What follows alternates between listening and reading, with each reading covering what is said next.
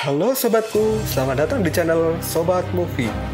Tempatnya review film paling asik dan menarik buat sobatku semua. Yang baru gabung, silahkan klik tombol subscribe ya dan nyalakan loncengnya, supaya kalian tidak ketinggalan film-film seru yang Mimin upload. Oke, gak usah berlama-lama lagi, langsung aja kita ke reviewnya. Gasken sob.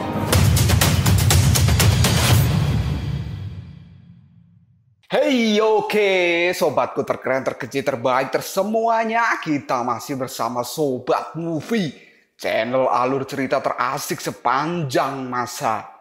Oke, kita lanjut bahas chapter 7. Nggak usah cacicot banyak bacot, kita langsung masuk aja ke pembahasan. Ketua Wangu mengatakan bahwa pertempuran ini adalah upacara tahunan sebagai upaya pendewasaan bangsa Asura. Mereka semua yang berkumpul di tempat ini adalah di bawah pemerintahan dari Raja Bandi. Ketua juga mengatakan bahwa mereka harus bersiap dan menunjukkan kemampuan terhebatnya agar mereka bisa diakui di dalam klan Ashura. Karena menurut Ketua Wangu, Asura itu tumbuh dalam ujian yang paling berat. Hidup mereka adalah untuk berjuang, dan perjuangan mereka adalah untuk hidup. Dan kini terlihatlah semua peserta yang akan mengikuti ujian pertarungan arena Asura ini telah berkumpul di dalam arena. Dan mereka semua akan menunjukkan kemampuan terhebat milik mereka masing-masing, agar mereka bisa menjadi Asura yang diakui oleh bangsanya. Ketua Wangu juga mengatakan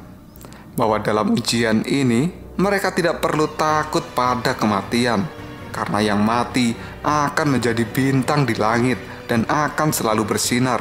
Maka dari itu mereka tidak perlu bersedih tentang kematian. Dan Ketua Wangu juga mengatakan bahwa yang mati dan yang hidup nanti akan bersatu satu sama lain. Kini terlihatlah seorang Asura yang sedang makan mie, dan di sampingnya berdiri kawannya. Mereka berdua adalah petarung Asura kelas 1. Mereka datang ke tempat ini adalah untuk melihat pertarungan generasi saat ini. Mereka berdua sudah menunggu dari tadi untuk dimulainya acara pertarungan arena Ashura. Mereka berdua juga sedang membicarakan ketua dari arena pertarungan ini. Menurut mereka, wasit bisa kapan saja menghentikan pertarungan. Dan menurut desas-desus yang beredar, wasit Wangu selalu menerima suap yang diberikan oleh kandidat yang memenuhi syarat. Dan itu bukanlah desas-desus gosip, tapi itu adalah fakta. Karena wasit Wangu meloloskan beberapa kandidat yang kekuatannya biasa-biasa saja, tetapi dia adalah anak dari keluarga atau suku yang besar. Tapi si pejuang Asura kelas 1 yang botak, dia mengatakan bahwa hari ini wasit terlihat tidak nyaman. Lalu teman dari si botak ini mengatakan bahwa dia juga merasakan bahwa wasit semangat juangnya membara dan dalam mode waspada. Sebenarnya apa yang telah terjadi hingga membuat si wasit ini merasa tertekan? Teman dari si botak ini lalu menduga apakah hal itu ada hubungannya dengan seorang petarung kecil yang ada di arena. Si botak pun kini langsung menggunakan kekuatan mata Dewa Asuranya untuk mengecek semua kekuatan peserta yang ada di arena. Dan tiba-tiba saja dia pun kini menjadi terkejut saat matanya melihat ke arah Rahu. Si botak yang melihat Rahu sambil makan mie, dia hampir saja tersedak. Lalu dia berkata pada temannya, "Hei, lihatlah anak itu." Dan temannya pun kini juga langsung melihat Rahu yang sudah dengan kekuatan yang membara. Rahu terlihat telah mengaktifkan jiwa tempur miliknya. Dan kini terlihatlah Rahu sudah akan mengamuk di arena pertarungan Ashura. Semua orang yang melihat kelakuan dari Rahu, mereka pun menjadi terkejut dengan apa yang dilakukan oleh Rahu ini. Mereka merasa bahwa yang telah Rahu lakukan itu adalah sebuah kekonyolan, dan mereka menganggap Rahu sampah yang tidak berguna. Dan tiba-tiba saja Rahu mengambil kedua pedang yang ada di punggungnya. Rahu pun kini langsung menggunakan tebasan pedangnya ke udara, dan semua orang menjadi terkejut dengan yang dilakukan Rahu. Tapi Rahu masih tidak bisa diam. Dia pun menebaskan pedangnya ke sana dan kemari. Tebasan pedang dari Rahu itu menimbulkan sebuah aura yang tidak bisa dilihat oleh mereka semua. Lalu orang-orang pun kini menganggap bahwa Rahu adalah orang gila.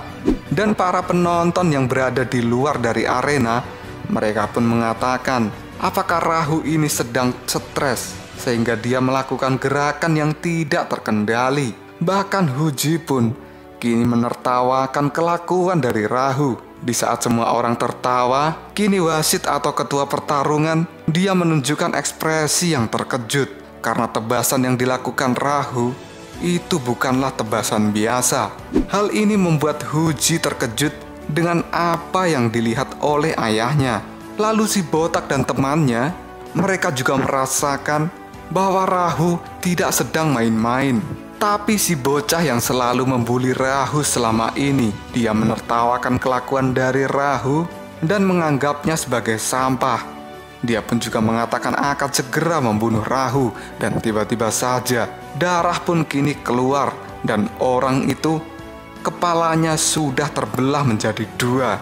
Lalu para pembuli lain yang juga sedang menertawakan Rahu tiba-tiba saja kini tangannya menjadi terpotong, dan bahkan semua petarung yang ada di arena kini tersayat dan terbelah dan mereka semua kini telah mati. Darah dari para anak-anak Asura tadi kini membanjiri arena pertarungan. Dan di arena pertarungan sekarang hanya terlihat Rahu yang sedang berdiri sendirian karena dia telah memusnahkan semua Asura yang akan bertarung di arena. Rahu yang berdiri sendirian kini dia berkata dalam hatinya, "Shigure, perhatikan baik-baik. Kamu mati untuk upacara kedewasaan ini. Lihatlah temanku, bagaimana aku telah menghancurkan upacara ini." Kelakuan dari Rahu ini membuat semua pejuang Asura yang ada di tempat itu menjadi tidak percaya. Karena sekarang semua generasi pejuang Asura telah mati dan lenyap dari tempat itu. Bahkan semua orang kini menjadi kebingungan dengan apa yang telah terjadi. Begitu juga dengan Huji kecil. Lalu mereka semua kini mulai membicarakan Rahu dari luar arena pertarungan. Bahkan si botak yang tadi makan mie, dia mengatakan bahwa kekuatan Rahu di atas petarung kelas 1 dan serangannya bahkan tidak ada seorang pun yang bisa melihatnya. Ketua pertarungan yang bernama Wangu langsung berteriak bahwa kelakuan Rahu itu merupakan sebuah kejahatan. Dan dia pun kini langsung berteriak pada Rahu bahwa kamu telah melakukan sebuah kejahatan besar. Jika kamu memiliki kemampuan ini, bukan berarti kamu bisa melakukannya. Karena itu bukan tujuan dari upacara pendewasaan ini. Dan Rahu pun kini menjawabnya, "Apakah Anda menantangku?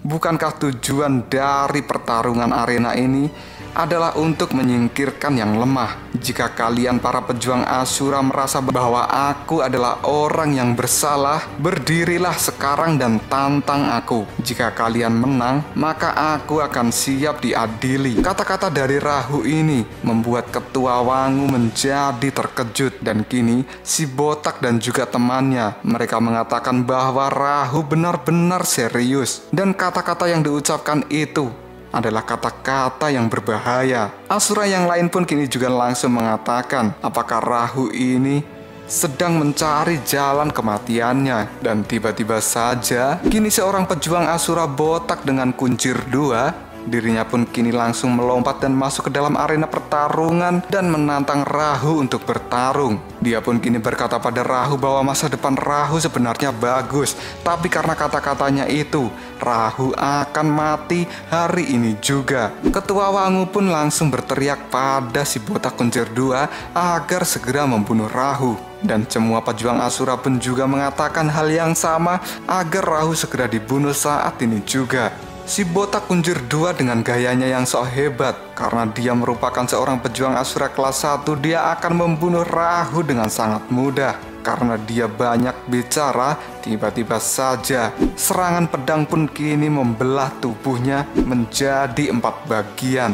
Dan Rahu telah membunuhnya dengan sangat mudah sebelum si pejuang Asura botak berkuncir 2 ini melakukan serangan kepadanya. Dan terlihatlah si botak kuncir 2 kini tubuhnya terbelah menjadi 4 bagian dan dia pun mati di depan Rahu. Wangu pun kini menjadi semakin terkejut dengan kekuatan Rahu yang luar biasa. Dan semua orang yang ada di luar arena pertarungan kini mulai membicarakan dan menyebut nama Rahu. Lalu salah satu orang Asura kini membisikkan sesuatu kepada temannya agar temannya itu melapor pada Raja Bandi bahwa di arena pertarungan Asura saat ini sedang ada seorang bocah dengan luka sekujur tubuh yang sedang mengamuk. Dan kini terlihatlah Rahu yang masih berdiri di arena pertarungan Asura untuk menunggu lawan yang akan menantangnya. Semua orang pun kini membicarakan bahwa kekuatan Rahu ini sangat luar biasa. Meskipun dia masih kecil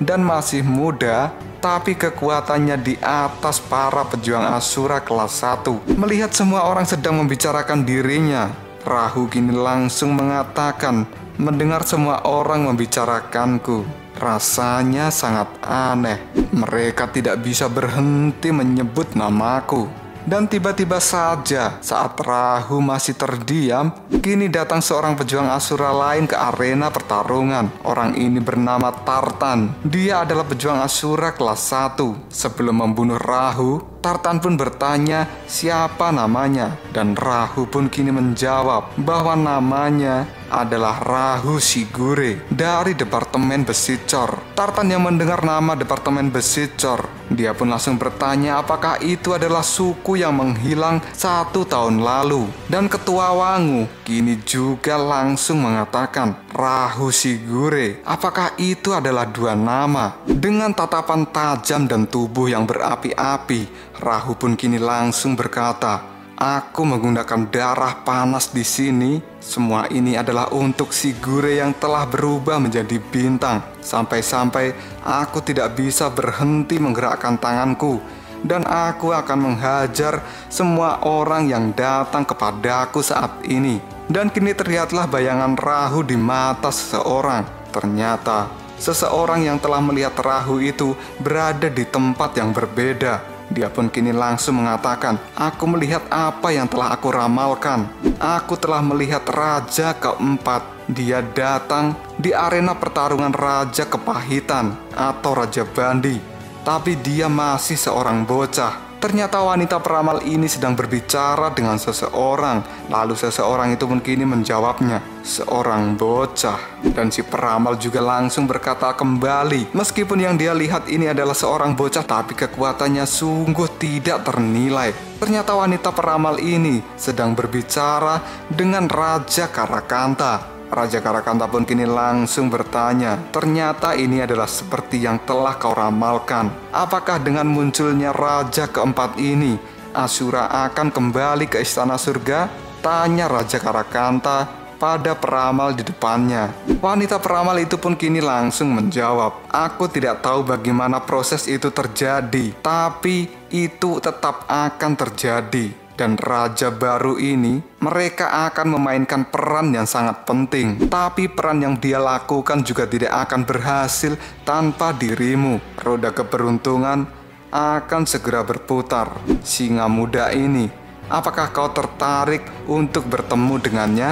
Raja Karakanta menjawab, aku sangat tertarik untuk melihatnya. Dan kita pasti akan bertemu jika dia adalah Asura yang dipilih oleh takdir. Kita berpindah ke tempat lain. Di tempat itu sekarang sedang dilakukan acara makan-makan. Dan ternyata yang melakukan acara makan-makan ini adalah Raja Vimalacitra. Semua orang yang ada di tempat itu terlihat tunduk dan takut pada Raja Vimalacitra. Acara makan-makan ini digelar oleh Raja Vimalacitra karena dia telah berhasil mengalahkan suku teologi dan banyak dewa yang ditangkap dari suku itu. Raja Vimalacitra terlihat sangat menikmati makanan itu. Dan 2 orang yang berada di samping Raja Vimalacitra, dirinya mengatakan, untuk Raja, aku akan membunuh semua dewa. Raja Vimalacitra pun mengatakan itu sangat bagus dan kesempatan itu akan kalian dapatkan. Raja Vimalacitra pun kini langsung bertanya pada semua orang yang ada di situ, apakah mereka mendengar tentang kabar seorang bocah yang mengamuk di arena Asura. Kemudian salah satu dari Asura yang ada di tempat itu mengatakan bahwa dia adalah Asura yang sangat muda, tapi kekuatannya sangat kuat. Dan sudah beberapa hari ini belum ada penantang yang bisa mengalahkan dirinya. Asura berambut putih pun kini lanjut bertanya pada Raja Vimala Citra, apakah raja tertarik pada orang ini. Kemudian Asura yang berbaju hijau berkata, apakah Anda membutuhkan kami untuk memeriksanya? Raja Vimala Citra pun kini langsung mengatakan, tidak perlu, karena akan ada seseorang yang lebih cemas daripada diriku. Kita lanjut berpindah ke arena pertarungan Asura. Di sana semua orang yang menantang Rahu mati dengan sangat mengenaskan, dan Rahu pun kini masih menunggu penantang lain untuk datang ke arena Asura. Rahu pun kini duduk di atas darah dari semua pejuang yang telah ia bunuh. Semua pejuang Asura yang berada di luar arena, kini tidak ada seorang pun yang berani masuk ke dalam arena dan menantang Rahu, karena semua penantang bisa dikalahkan dengan mudah oleh Rahu. Dan menurut mereka semua, ini adalah kasus yang sangat langka. Di saat Rahu duduk sendirian di tempat itu, tiba-tiba kini datang seseorang yang langsung mengatakan, ternyata dirimu lebih kecil dari yang aku kira. Dan Rahu pun kini menjadi terkejut dengan siapa yang mengatakan hal itu. Dia pun langsung menengok ke belakang, dan ternyata orang yang berkata itu adalah Raja Bandi. Raja Bandi pun kini langsung bertanya, apakah kau adalah Rahu? Lalu apakah yang akan terjadi selanjutnya? Apakah Raja Bandi ini akan bertarung dengan Rahu kecil yang sudah diramalkan akan menjadi raja keempat dari Asura? Dan Rahu pun juga sudah diramalkan dia akan membawa perubahan pada Asura dan akan menjadi raja Asura pertama yang akan membawa seluruh rakyat Asura ke istana surga. Tunggu aja jawabannya di next video. Koprol sob.